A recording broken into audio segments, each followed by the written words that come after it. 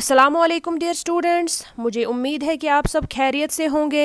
मैं हूं आपकी साइंस टीचर एक और नए वीडियो लेक्चर के साथ। जैसा कि आपको पता है कि हम अपने यूनिट फर्स्ट का सेकंड चैप्टर पढ़ रहे हैं जिसका टाइटल है एनिमल वर्ल्ड। तो हम आज उसी को कंटिन्यू करेंगे और हमारा जो आज का टॉपिक है वो है ब्रीदिंग इन एनिमल्स। स्टूडेंट्स, अगर हम ब्रीदिंग को डिफाइन करें सिंपल वर्ड्स में तो इसको हम कहते हैं एक्सचेंज ऑफ गैसेस, यानी कि हम गैसेस को एक्सचेंज करते हैं। अब गैसेस कौन कौन से इसमें इन्वॉल्व होते हैं? इसमें ऑक्सीजन और कार्बन डाइऑक्साइड इन्वॉल्व होता है ब्रीदिंग में। यानी कि हम सिंपली ब्रीदिंग उस चीज़ को कहेंगे कि हम अंदर जब सांस लेते हैं हम ऑक्सीजन को इनहेल करते हैं और जब हम वापस सांस छोड़ते हैं जिसको कि हम एक्सहेलेशन बोलते हैं, उसमें हम कार्बन डाइऑक्साइड को वापस छोड़ते हैं। तो यही दो गैसेस जो है ये एक्सचेंज होते हैं हमारी बॉडी में। उसके बाद हमारा जो मेन टॉपिक है आज का, हमें देखना है कि रेस्पिरेशन क्या है। रेस्पिरेशन और ब्रीथिंग जो है वो अलग अलग दो चीज़ें हैं। आप इसमें कंफ्यूज नहीं होंगे कि रेस्पिरेशन और ब्रीदिंग सेम है। ब्रीदिंग मैंने बोला कि उसमें खाली एक्सचेंज होते हैं गैसेस, लेकिन रेस्पिरेशन जो है वो एक टोटली डिफरेंट टॉपिक है। और रेस्पिरेशन का मतलब क्या होता है? जब हम अंदर इनहेल करते हैं ऑक्सीजन को, यानी कि हमारी बॉडी में जब ऑक्सीजन चला जाता है तो वो ऑक्सीजन हमारे खाने के साथ कंबाइन होता है। जो कि हमने खाया होता है, हम खाते हैं ना ब्रेकफास्ट, लंच, डिनर, उसमें हम खाना खाते हैं, तो ये ऑक्सीजन जो है वो उसी फूड के साथ, उसी खाने के साथ कंबाइन होता है। और ये जब कंबाइन होता है तो वो क्या देता है, क्या बनता है? वहाँ से कार्बन डाइऑक्साइड और एनर्जी बनती है। और ये कार्बन डाइऑक्साइड जो है ये हम वापस बाहर छोड़ते हैं एक्सहेलेशन के थ्रू। और जो एनर्जी होती है उसको हम फिर अपनी डेली एक्टिविटीज़ के लिए इस्तेमाल करते हैं। जैसे कि हमें दौड़ना होता है या कोई काम करना होता है, उसके लिए हमें एनर्जी की ज़रूरत पड़ती है, तो ये एनर्जी हम उसी के लिए इस्तेमाल करते हैं। इसके बाद हम देखेंगे कि ये जो ब्रीथिंग का प्रोसेस है, अलग अलग जानवर जो होते हैं वो अलग अलग ऑर्गन्स का इस्तेमाल करते हैं ब्रीथ करने के लिए।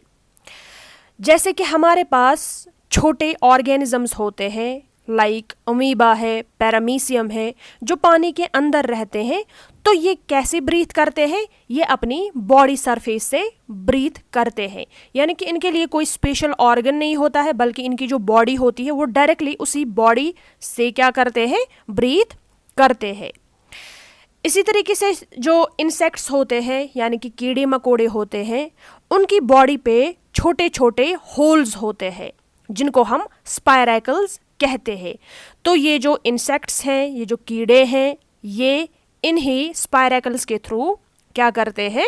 ब्रीथ करते हैं। यानी कि हवा जो है वो इसी के ज़रिए अंदर जाती है, या ऑक्सीजन इसी के ज़रिए अंदर जाती है और कार्बन डाइऑक्साइड भी इसी के ज़रिए बाहर जाता है। इसी तरीके से जो एक्वाटिक एनिमल्स है, यानी कि वो एनिमल्स जो पानी के अंदर रहते हैं, वो किसका इस्तेमाल करते हैं ब्रीथिंग के लिए? वो करते हैं गिल्स का इस्तेमाल। जैसा कि आप ऊपर देख सकते हैं स्लाइड में कि गिल्स जो है वो थोड़े से पिंकिश कलर के होते हैं और इनमें बहुत सारी ब्लड वेसल्स होती है। और ये जो फिश है ये इन्हीं गिल्स का, या बाकी जो आबी जानवर है, वाटर एनिमल्स है, वो इसी गिल्स का इस्तेमाल करते हैं अपनी ब्रीथिंग के लिए, यानी कि एक्सचेंज ऑफ गैसेस के लिए। उसके बाद अगर हम एम्फीबियंस देखेंगे, एम्फीबियंस वो जानवर होते हैं जो दोनों ज़मीन पे भी और पानी में भी रहते हैं। अगर हम एम्फीबियंस देखेंगे तो उनके पास लंग्स भी होती है और गिल्स भी होती है। तो वो दोनों इन्हीं लंग्स का भी इस्तेमाल करते हैं और गिल्स का भी इस्तेमाल करते हैं ब्रीथिंग के लिए, एज वेल एज वो अपनी बॉडी सरफेस का भी इस्तेमाल करते हैं ब्रीथिंग के लिए। जैसे कि एग्जाम्पल अगर हम देखेंगे फ्रॉग की, जो कि एक एम्फीबियन है, जब ये फ्रॉग पानी में होता है तो वो अपनी स्किन का इस्तेमाल करता है। अगर आपने देखा होगा फ्रॉग को, उसकी जो स्किन होती है वो थोड़ी सी गीली होती है, तो वो इसी मॉइस्ट स्किन या गीली स्किन का इस्तेमाल करता है ब्रीथिंग के लिए जब वो पानी में होता है। और जब वो ज़मीन पे होता है तो वो अपनी लंग्स का इस्तेमाल करता है इसी ब्रीदिंग के लिए। इसी तरीके से अगर हम देखेंगे बर्ड्स को, यानी कि उड़ने वाले जानवर, और रेप्टाइल्स को, यानी कि ऐसे जानवर जो बच्चे देते हैं, लेकिन कैसे, in the form of eggs, यानी कि वो पहले एग्स देते हैं और फिर उन्हीं एग्स से जो है वो बच्चे उनके निकलते हैं, उनको हम रेप्टाइल्स बोलते हैं। और उसके बाद आता है मैमल्स। मैमल्स वो जानवर होते हैं जो एग्स के ज़रिए बच्चों को जन्म नहीं देते हैं, बल्कि वो डायरेक्ट लाइव बर्थ उनको देते हैं, तो उन जानवरों को हम मैमल्स बोलते हैं। तो यही बर्ड्स, रेप्टाइल्स और मैमल्स जो है वो कैसे ब्रीथ करते हैं, वो अपने लंग्स के ज़रिए ब्रीथ करते हैं। जैसा कि अगर हम ह्यूमन बींग्स देखें, ह्यूमन बींग जो है ये एक मैमल है, तो ये क्या करता है, जब ऑक्सीजन अंदर लेना पड़ता है हमारे जिस्म में, तो हम पहले अपनी नोज़ का इस्तेमाल करते हैं, यानी कि नाक का इस्तेमाल करते हैं। और फिर ये ऑक्सीजन कहाँ चला जाता है, ये थ्रू विंड पाइप। आप देख सकते हैं डायग्राम में, जो कि पाइप जैसी बनी हुई है, जिसको हम ट्रैकिया भी बोलते हैं या विंड पाइप बोलते हैं। यह ऑक्सीजन इसी विंड पाइप के ज़रिए लंग्स के अंदर जाता है। लंग्स जो होते हैं ये इलास्टिक बैग्स, ये एक बैग की तरह होते हैं जिनमें बहुत सारी ब्लड वेसल्स होती है। तो ये ऑक्सीजन जो है इन्हीं लंग्स के अंदर जाता है। जब ये ऑक्सीजन लंग्स के अंदर जाता है तो लंग्स में जो ब्लड वेसल्स होती है, यानी कि खून की नालियाँ जो होती है, ये ऑक्सीजन उन्हीं नालियों में चला जाता है और खून के साथ मिक्स होता है। अब इस खून में ऑलरेडी जो हमने खाना खाया हुआ होता है उसके न्यूट्रिएंट्स इस खून के साथ कंबाइन हुए होते हैं।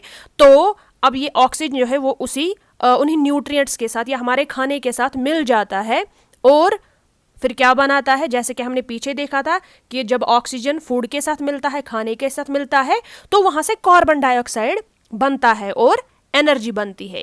और यही कार्बन डाइऑक्साइड फिर हमारे जिस्म से बाहर निकलता है थ्रू नोज, और बाकी जो एनर्जी वगैरह होती है वो हम रोज़मर्रा के कामों में इस्तेमाल करते हैं। तो अगले वीडियो लेक्चर में हमें फीडिंग हैबिट्स के बारे में पढ़ना है। तब तक आप पेज नंबर 17 और 18 की अच्छे से रीडिंग करेंगे और अपना ख्याल रखेंगे। ओके स्टूडेंट्स, अल्लाह हाफिज़।